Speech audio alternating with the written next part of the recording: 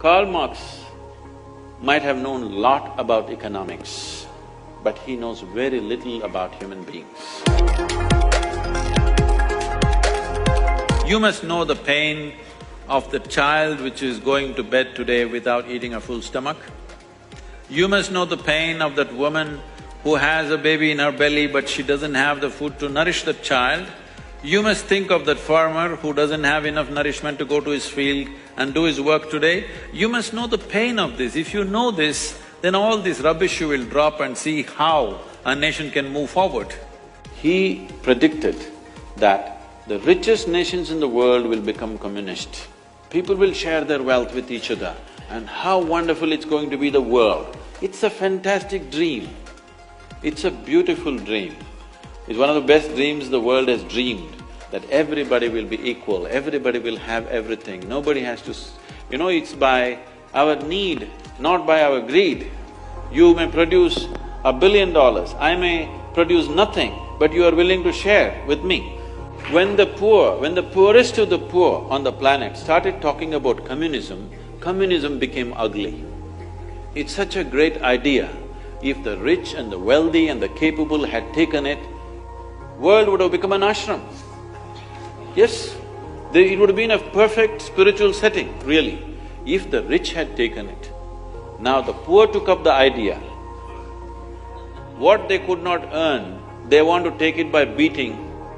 Banditry became a philosophy. What should have been a fantastic process of sharing and giving and an embrace of humanity turned into an ugly idea. Most horrific things were done. During Joseph Stalin's time, they say over 27 million Russians died. This is 3 times the number that died in World War II. That many people, Russian people, died because the poor are trying to share something that they don't have. If the rich had shared, what a wonderful world it would have been. Great idea, but we did not create the legs for the idea. Just a great idea.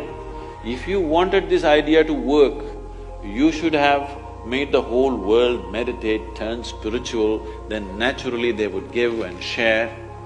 Then if it had just slowly flowered like that, it would have been a fantastic thing. So Marx might have known a lot about economics, nothing about human nature. Even today, it is only the poorest of the poor societies who are communist, isn't it? There was a time about 20 years ago, 25 years ago, when India was vouching that we are a socialist country. Socialism is a watered-down version of communism. When you don't have the courage to be a communist, you become a socialist.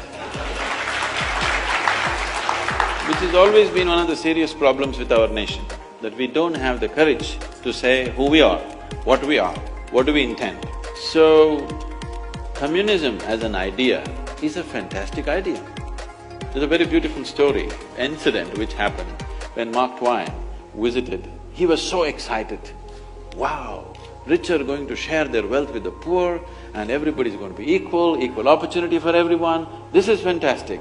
Everybody wanted… Lots of thinkers and authors from America traveled to Russia because they were so excited. This is it, the world is going to change. So Mark Twain was walking in a country road.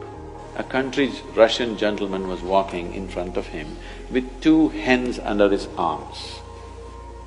He ran up to him, caught up, and he said, "Comrade, are you really a communist?" He said, "Yes, I am a party member."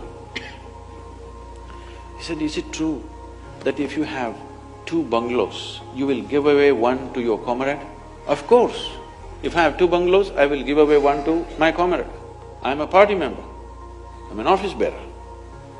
If you have 2 carriages, will you give away 1 to somebody who needs it?" "Of course, I am a party member, I am the president in my village. I have to and I will." "You have 2 hens, will you give away 1 of them?" "What the hell, that's all I have." So people wanted to give away what they don't have.